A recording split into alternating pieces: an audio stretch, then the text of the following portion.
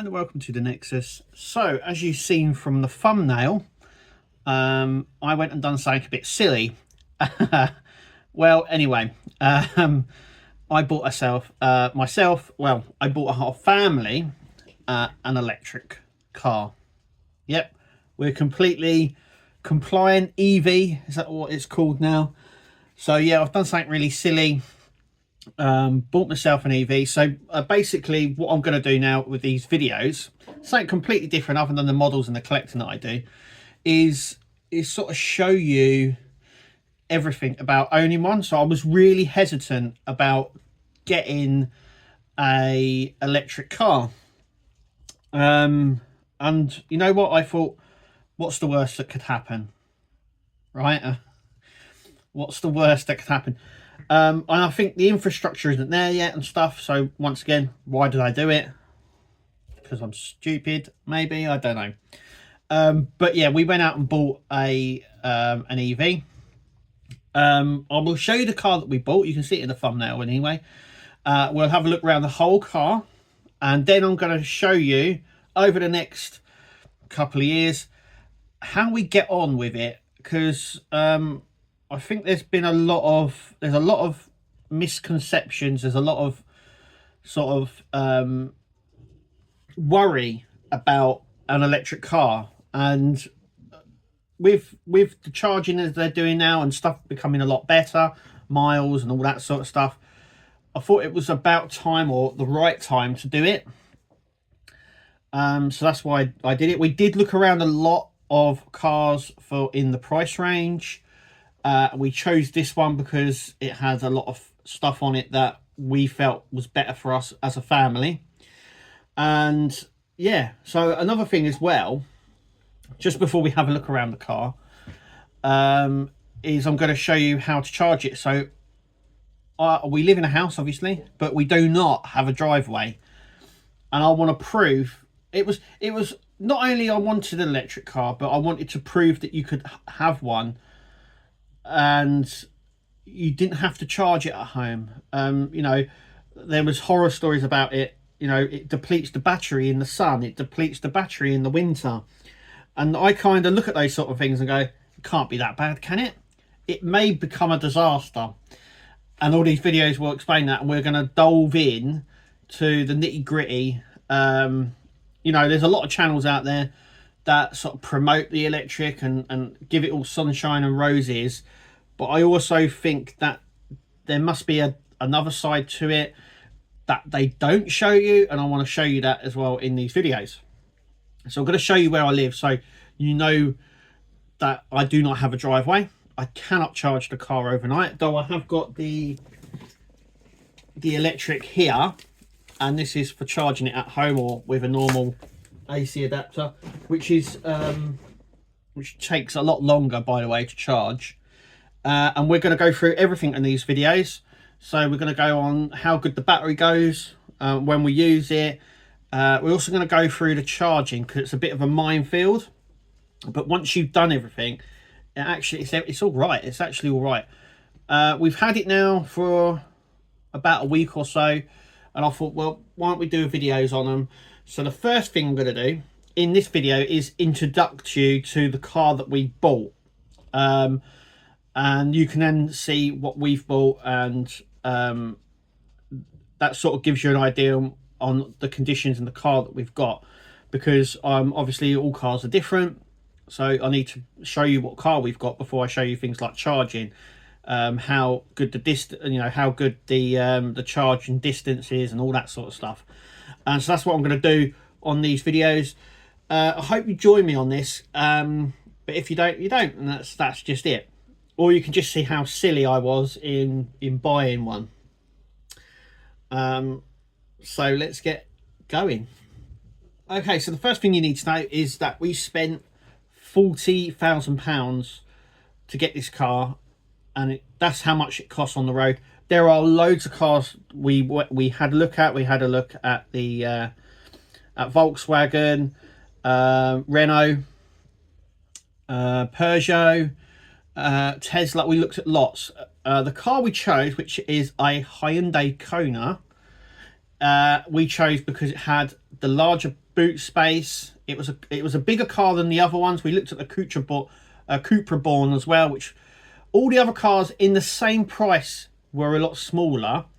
Ones that were in the same sort of size bracket as we've got had zero leg room in the back and boot space, and that's one of the reasons we chose the Kona over all the other ones.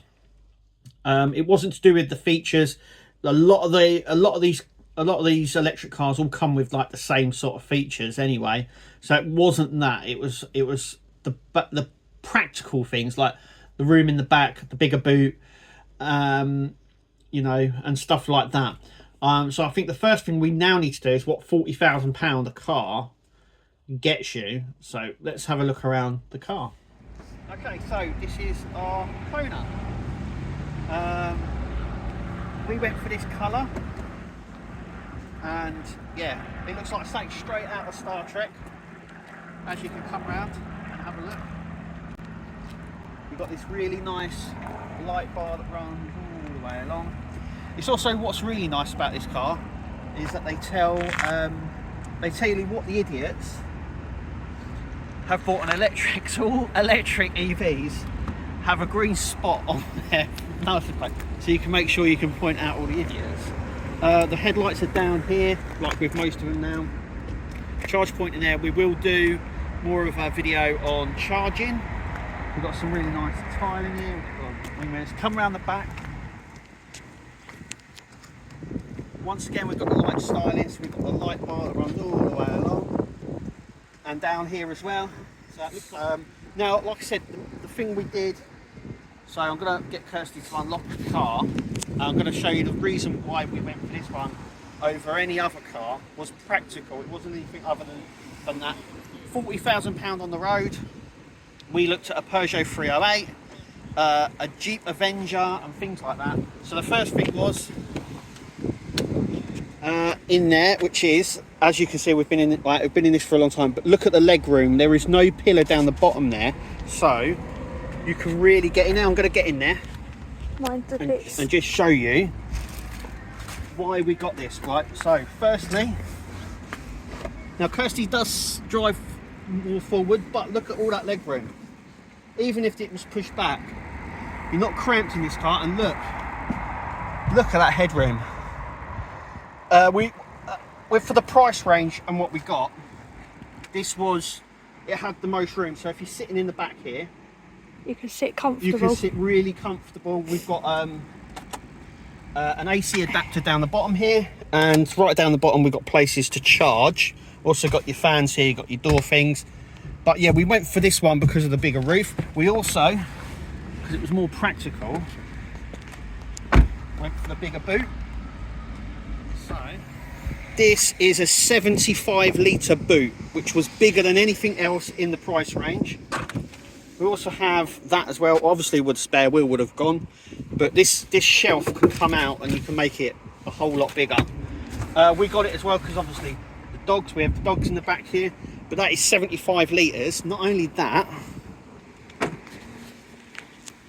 let's have a look at the engine on this. So let's pull our tab up. We're going to do that.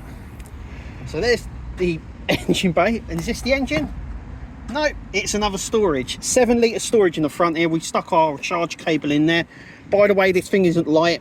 If you're elderly, you're gonna struggle. You're gonna. That's the thing. The thing that got me was this isn't light. This is really heavy. I think if you're elderly or you have problems with your hands, that's going to be a problem. But we do have an extra storage in there. Obviously, we've got the front. That's where we store it. You can see the light bar there, a bit like on your phone. We've got the normal charge and then the fast charge bit down the bottom, like so. Now let's have a little look at this. So as you can see, this is the cockpit here, as we say. Where I sit. Yeah, and I can actually squeeze in here, so let me squeeze in. Yeah. So no gears, no handbrake. The gear selector is here. Obviously straightforward. Push forward to go forward, back to go back.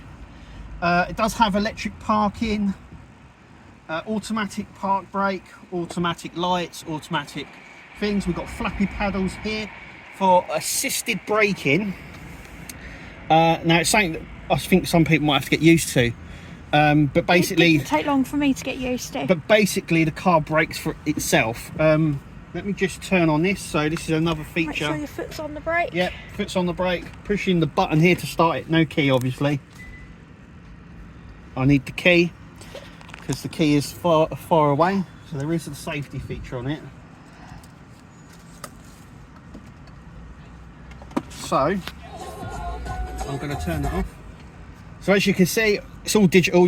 There's so many options on here to do. We've got our sat nav system. It's all connected to the phone. As you can see, we've got Ecto 1 here. That is our car. We use here, you've got obviously the media, so we push the media. You've got seems to be a standard on the Hyundais. So you've got like sounds of meditation sounds. These are all preloaded on all of them, and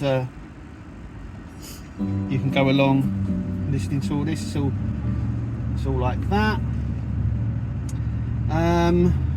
And yeah, obviously you can change all these. So pushing this one will change the middle section here.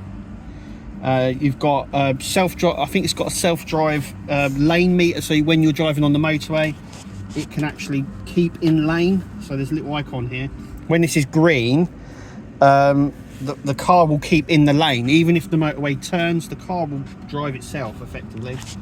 And then obviously you've got loads of options here. I won't go through them all because there's loads of videos already out there where you can do all of that. But that's it.